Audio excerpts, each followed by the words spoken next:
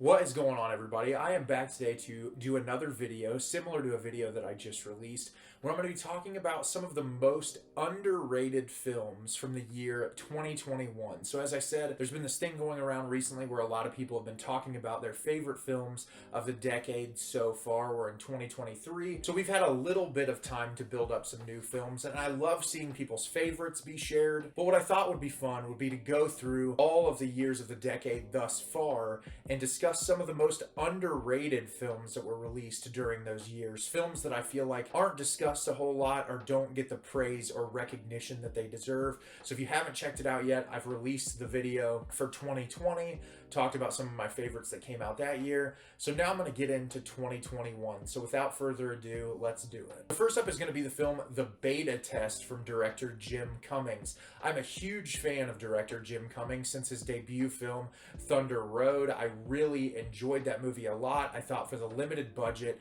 and what he was able to accomplish was absolutely incredible. A beautiful, dramatic film that has some comedy laced throughout it as well. And then shortly after, Jim made The Wolf of Snow Hollow, which is, it has some comedy elements, but it's more of a straightforward horror, suspense, thriller movie. And so I was really excited to see what Jim was going to make after that. And The Beta Test is something completely different than Jim has ever made before. This movie is very suspenseful, it's eerie, it's uncomfortable at moments, it has incredible performances, including Jim himself. It almost feels like Jim's version of like Eyes Wide Shut. It's very psychosexual, has a lot of interesting themes that you could explore throughout the movie. But overall, it's just a really interesting watch that from start to finish, you are on the edge of your seat, figuring out what is going on, trying to solve this mystery. And I feel like Jim Cummings fans talked about this movie a lot, but as far as the whole scheme of the film community, I didn't see it circulating around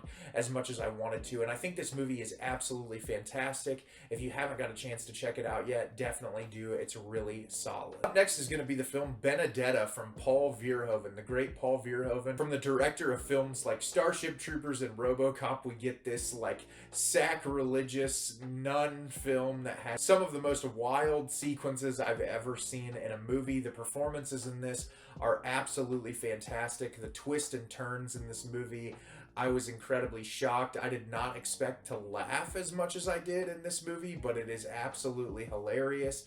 It also gets very dramatic, and when it gets dramatic, it doesn't pull any punches.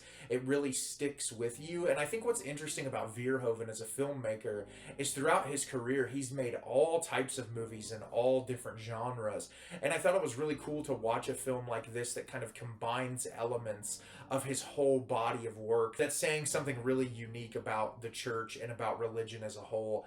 And I loved this movie a lot. I just didn't feel like enough people talked about it when it was released. It was kind of like it was released, there was a little bit of buzz at the time, and then it was gone. And I loved it. It was such an entertaining film, and I think more people need to see it. Up next is a found footage mockumentary style horror movie called The Medium. This was released on Shudder, and I got a chance to check it out, and this movie blew me away. The structuring of it is absolutely fantastic. The cinematography for this style of film is really well done. I thought the story was really engaging. It's a little over a 2-hour mark, and I never felt like any of the moments I was watching it that there was wasted time. It draws you into this very small, tight-knit community, gives you some lore surrounding the community that lives there, and really immediately immerses you in this story that becomes truly horrifying.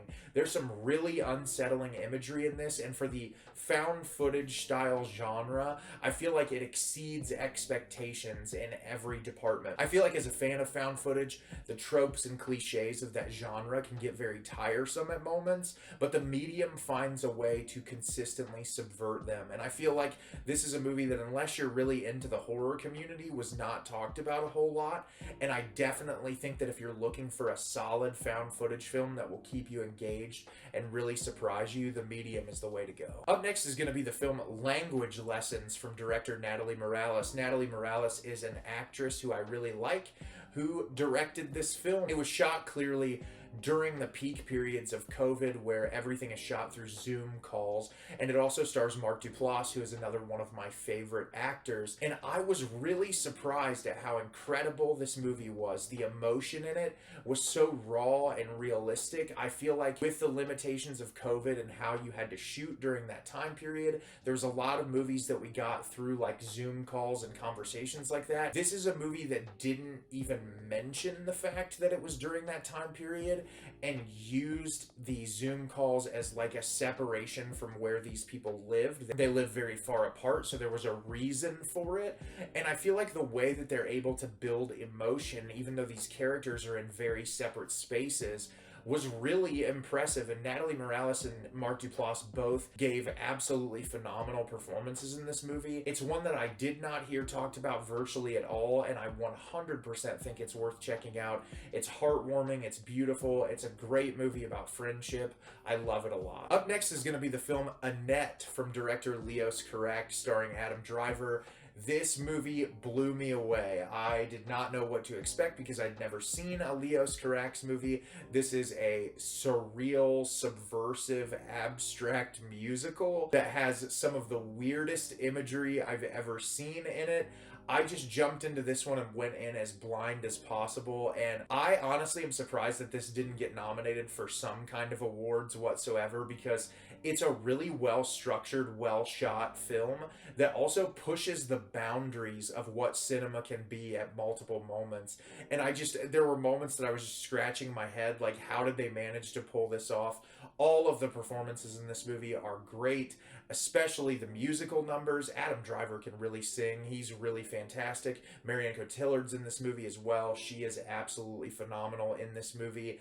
I just really enjoyed it from start to finish. I was surprised more people didn't talk about it when it came out. Yeah, if you get a chance to watch Annette, it's wild. And then last up, this is an A24 produced film called Come On, Come On from director Mike Mills. I feel like in the A24 community, this movie was talked about quite a bit, but as far as like great films of the year, I don't feel like this movie was referenced enough. Mike Mills is one of my favorite modern day filmmakers. He also made the film 20th Century Woman, which is one of my favorite movies of all time. And I think Come On, Come On does a beautiful job at conveying these familial dynamics in a way that feels so realistic, down to earth, and grounded. Mike Mills started as a documentary filmmaker, and it 100% shows in this movie. There's even reference to Joaquin Phoenix's character shooting a documentary, and I think because you have that backdrop and it introduces us into that world, that it makes everything that you're seeing pay off so much more because of how realistic everything feels. It's shot in beautiful black and white. There are so many sequences in this that stand out to me visually. Young actor Woody Norman that's in this is also really great. And yeah, there's some really unique editing and shot methods in this that I think help the film be as memorable as it is. And it's a movie that I constantly want to revisit. I think that it's just so well made and so well done. Joaquin is one of my favorite actors of all time. And yeah, Come On, Come On, an absolutely incredible movie that more people need to see. So those are some films from 2021 that I feel like are really underrated. What are some films from 2021 you think are underrated? Let me know in the comments. I'd love to read what films you feel like may not have gotten enough love that I might need to check out still. As always, if you can like the video and subscribe to the channel, it helps me out a lot and lets me know the type of content you're looking for. I'm always putting out new material and look forward to getting more out for you in the near future. And as always, everyone, thank you so much for watching and have a great rest of your day.